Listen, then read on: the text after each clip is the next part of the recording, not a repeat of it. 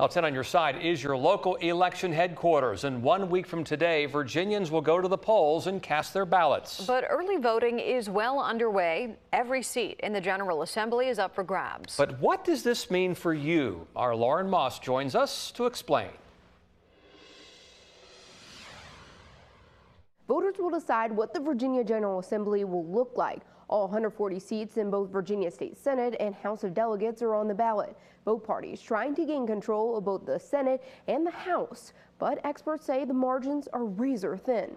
Looks like there's very much a path for either party. It's a race to gain control of the Virginia General Assembly. Currently, Democrats have a slim majority in the state Senate and Republicans have the advantage in the House, but all the seats are up for grabs. In terms of policy impacts, this election could be very significant. It's going to be determinative in terms of whether Governor Youngkin is able to move many elements of his policy agenda forward. At a panel at Old Dominion University, political science experts told the group it will likely come down to just a few districts. The fact that all the seats are up doesn't mean that every seat is highly contested. There are a number of seats where each party was unable to field candidates. And in some districts, the winning margin could be a few votes. In close races, especially some of these races like, the Mason-Diggs race, where some pundits are saying it could come down to, dozens of votes. Benjamin Molesky, political science, geography, and internal studies associate professor at ODU, says it could come down to independent and undecided voters.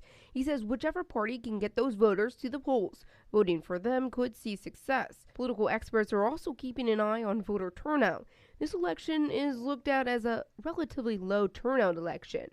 Which party has supporters who decide that I care enough about this election that I'm going to go and vote? Molesky says a lot of people are looking at Virginia to see trends for the next election. I'm Lauren Moss, 10 on your side. There are more than 500,000 college students here in the Commonwealth, and whether it's their home state or not, they can vote here in Virginia. They need to register like everyone else, but can use their college residence hall or apartment as proof of address. Like anyone, college students can register on Election Day. We'll allow students to be able to register to vote and cast a ballot on Election Day, but that ballot that they're going to cast is a provisional ballot, and that ballot won't be actually counted until post-election when the registrar, myself, meets with the electoral board to determine the eligibility of these college students. And a reminder, early voting in Virginia is open at your local registrar's office or satellite polling location through Saturday. As a reminder, you can visit our voter guide on wavy.com. It has all you need to know ahead of next Tuesday.